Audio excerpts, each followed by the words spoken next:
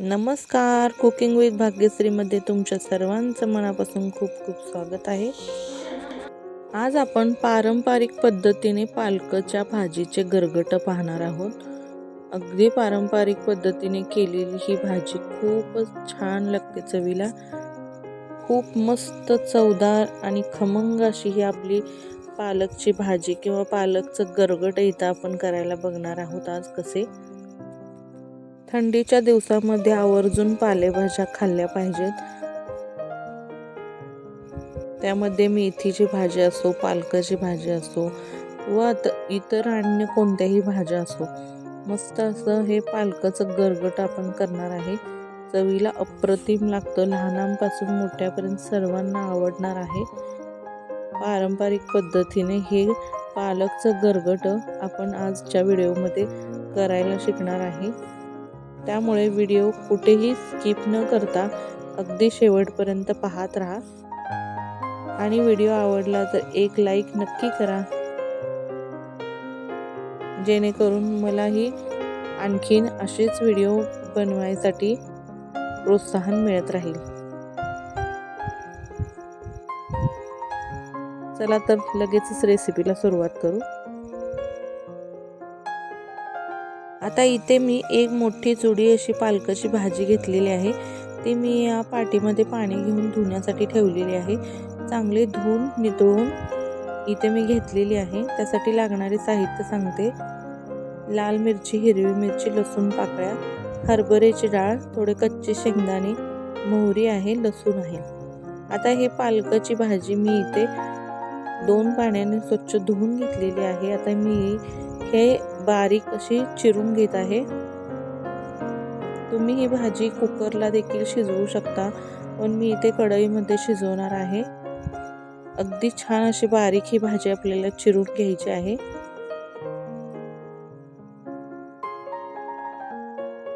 स्वच्छ धुवून घेतल्यानंतर अगदी नितळून घ्यायची आणि ही भाजी मस्त अशी चिरून घ्यायची आहे.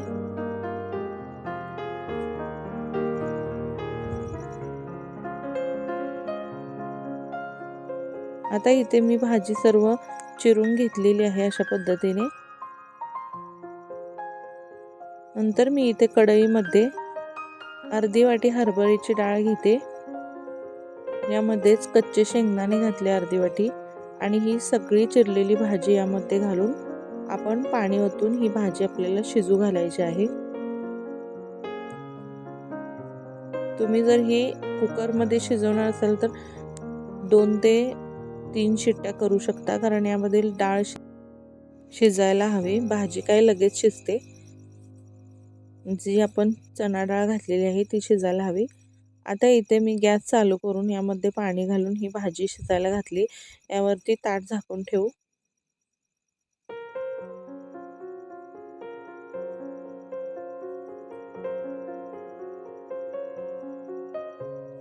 भाजी शिजते तोपर्यंत आपण इथं लसूण पाकळ्या आणि हिरव्या मिरच्या चेचून घेऊया. बत्त्यामध्ये छान अशा बारीक चेचून पेस्ट तयार करून घेतलेली आहे आपण. लसूण पाकळ्या आणि मिरचीचा ठेचा आहे हा गावरान पद्धतीच्या आणि पारंपरिक पद्धतीच्या भाजीमध्ये आवर्जून घातला जातो. खूपच छान चव येते भाजीला. आणि आपण भाजी शिजताना टोमॅटो घालणार आहे. त्यासाठी मी ते एक टोमॅटो घेतलेला आहे, ते बारीक छान कापून घेते.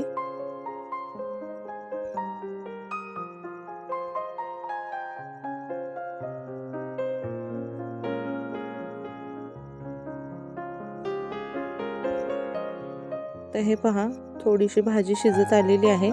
यामध्येच मी हे टोमॅटो ॲड करत आहे, जेणेकरून ते देखील भाजीसोबत मस्त असं शिजलं जाईल.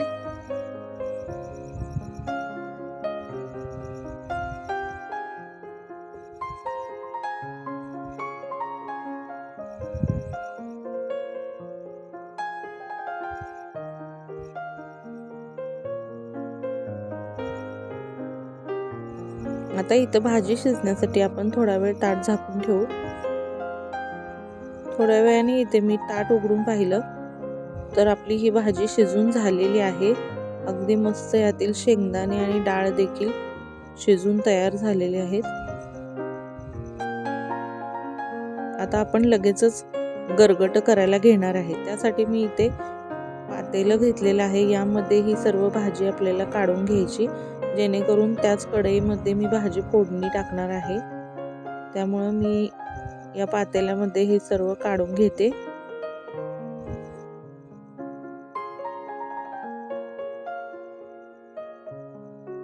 आता पारंपरिक पद्धतीने बनवायचं गरगट म्हणजे रवीने ह्याला व्यवस्थित एकसारखं आपल्याला घुसळून घ्यायचं आहे.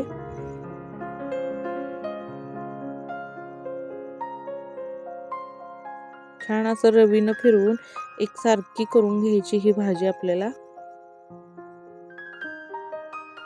जेणेकरून पाणी एकीकडे आणि भाजीची ही पाणी एकीकडे असं होणार नाही.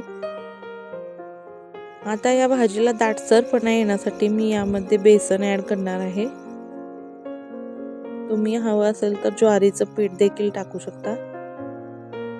मी इथं डाळीचं पीठ घेतलेलं आहे. 2 ते 3 चमचे पीठ घेतलेलं आहे डाळीचं, बेसन घेतलेलं आहे. आता हे पण सर्व आपण रवीने अशा पद्धतीने घुसळून घेणार आहे. एकसारखी दाटसरपणा आणि घट्टपणा येतो असं केल्याने भाजीला. हे पहा, तुम्हाला दाखवते. अगदी घट्टसर अशी आपली ही भाजी इथे झालेली आहे बनवून. आता आपण लगेचच फोडणी तयार करू.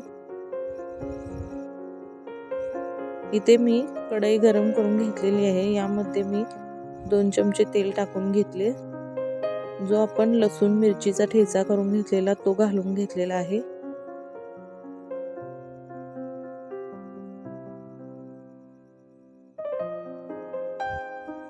तो छान असा तेलामध्ये परतून घ्यायचा.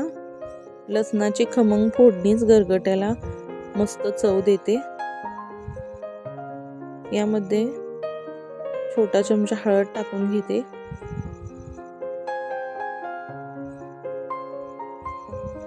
आणि जे आपलं घुसळून रवीने घेतलेली जी पालकाची भाजी आहे, गरगट आहे, ते यामध्ये आपण सर्व घालून घ्यायचं. आणि जेवढं घट्ट पातळ हवं आहे तेवढं तुम्ही वरून गरम पाणी ऍड करू शकता. जास्त पातळ ही करू नका, अशी घट्टसरच छान लागते हे पालकाचं गरगट. आणि यातील डाळीचा आणि शेंगदाण्याची चव अप्रतिम लागते. जे आपण बेसन यामध्ये घातलं होतं त्यामुळे भाजी अगदी मिळून येते छान. आणि ही भाजी घट्टसरच असते, जास्तही पाणी वाढवू नका. यामध्ये आता मी मीठ घालून घेतलेलं आहे. एकसारखं हलवून घेते आणि एक छान अशी उकळी काढून घ्यायची. मग आपलं हे लगेचच पालकाचं गरगट तयार होतं.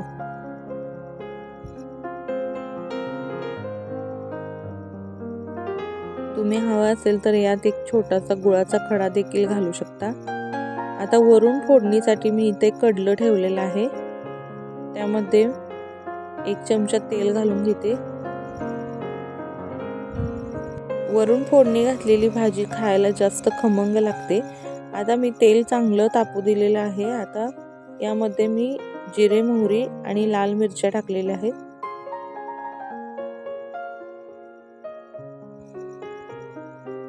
लाल मिरच्या आणि थोडंसं लाल तिखट टाकून घेते. आणि ही फोडणी आपली या भाजीवरती जाणार आहे. यामुळे आपली भाजी एकदम खमंग छान लागणार आहे. हे पहा, अशा पद्धतीने उकळी येताना ही फोडणी अशी वरून द्यायची. खूप मस्त फोडणी बसलेली आहे. इथं आपलं हे पारंपरिक पद्धतीचं पालकाचं गरगट इथे तयार झालेलं आहे.